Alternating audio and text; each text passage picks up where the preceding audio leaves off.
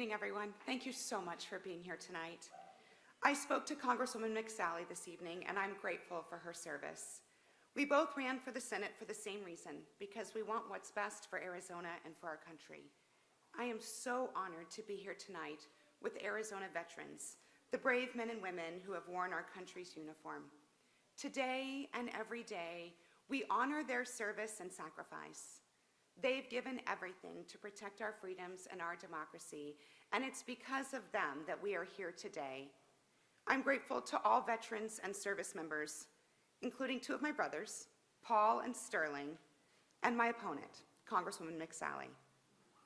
We launched this campaign because Arizona veterans and all everyday Arizonans deserve a leader who will fight for them in the United States Senate.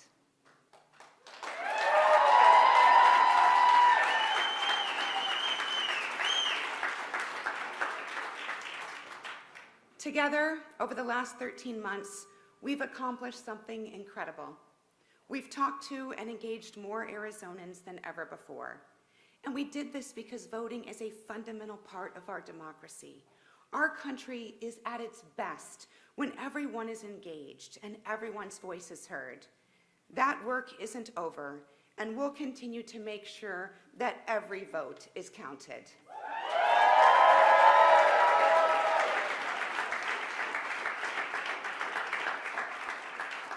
I am so honored that Arizonans chose our vision of a better Arizona, and now it's time to get to work. Arizonans had a choice between two very different ways forward. One focused on fear and party politics, and one focused on Arizona and the issues that matter to everyday families. Arizona rejected what has become far too common in our country: name-calling, petty personal attacks, and doing and saying whatever it takes just to get elected. It's dangerous, and it lessens who we are as a country. But Arizona proved that there is a better way forward. We can work with people who are different than us. We can be friends with people who are different than us. We can love and care about people who are different than us. We can keep people who are different than us safe. We can be good people who care deeply about each other, even when we disagree. And we can start by listening to someone with a different opinion, listening not to rebut or to debate, but listening to understand. We can try to understand another person's life experiences and perspective.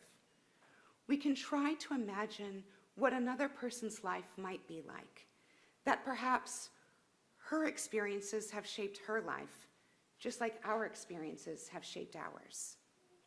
We can articulate our own opinions and beliefs without believing or saying that someone else's are therefore wrong. We can embrace difference while seeking common ground. As I head to serve our great state in the United States Senate, I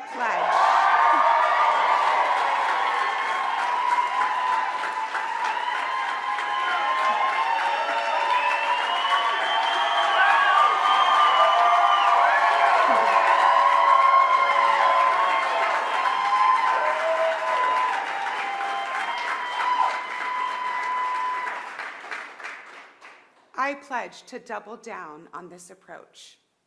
During my 6 years in Congress, I've tried to be a cheerful warrior, willing to work with literally anyone to get things done. I've tried hard to help others see our common humanity and find our common ground. And I'm proud of how this approach has worked. We've delivered real results for families, for veterans, and for business in Arizona. And during this campaign, I have been honored to meet with thousands of Arizonans in their workplaces, in coffee shops, and in neighborhoods.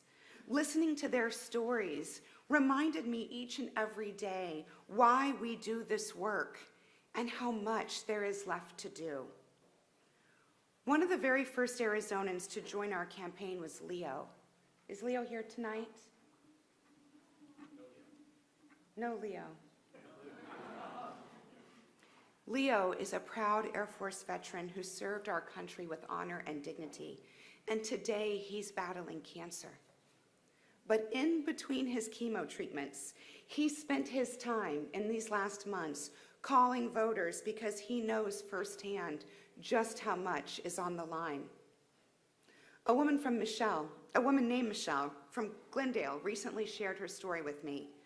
Her son was born with just one kidney, and she's worried about how he'll afford his care if we lose protections for people with pre-existing conditions. In Tucson, I met Ann. Her husband is a disabled veteran. He served in Vietnam and has lived with the effects of Agent Orange ever since. It's our responsibility as Americans to make sure that every veteran gets the care that he or she deserves. This campaign was about Leo and Michelle and Ann and all the other everyday Arizonans who are sick and tired of the dysfunction in Washington and who want leaders to put aside party labels and just focus on getting things done.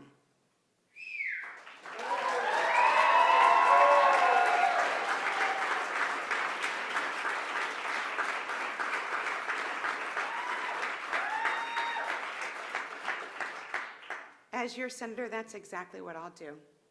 Not by calling names or playing political games, but by showing up every day and doing the work to keep Arizona moving forward.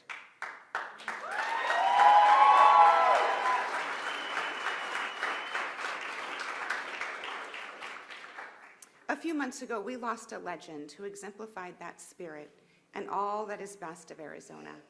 His example shines a light on our way forward. Senator John McCain stood for everything we stand for as Arizonans. Fighting for what you believe in, standing up for what's right even if you stand alone, and serving a cause that is greater than oneself.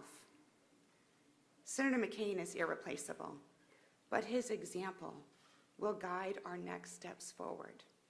He taught us to always assume the best in others, to seek compromise instead of sowing division, and to always put country ahead of party.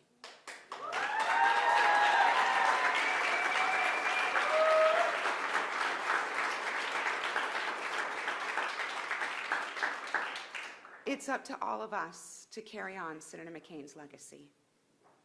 Almost everywhere I go, I'm asked a variation of the same question. How did our country get to this place, and how can we make it better? And sometimes that question is targeted towards Congress, how to get elected officials to break the gridlock and work together. Sometimes the question is about the television commercials, how to get the ugliness to stop. But in each question, the root is the same. What has happened, and how can we fix it? Everyone recognizes that it's broken. And really, we all know the solution. We, the citizens of this great country, we must fix it. We must be an active part of the solution. We must be willing to put down our sticks that are sharpened for battle.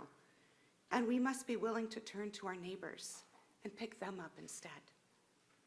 Our challenge today is to heal the rent in our country's fabric, to come together as a people and as a nation, to set aside our minor differences and unite around our love of country and its fundamental freedoms guaranteed by our great Constitution. Senator McCain said, "But we have always had so much more in common with each other than in disagreement. If only we remember that and give each other the benefit of the presumption that we all love our country, we will get through these challenging times." It won't be easy, and it won't happen overnight. But we can work together to meet the challenges our country faces. We can do this differently for our country, for our future, for Senator McCain, and for each other. I think we must. Thank you.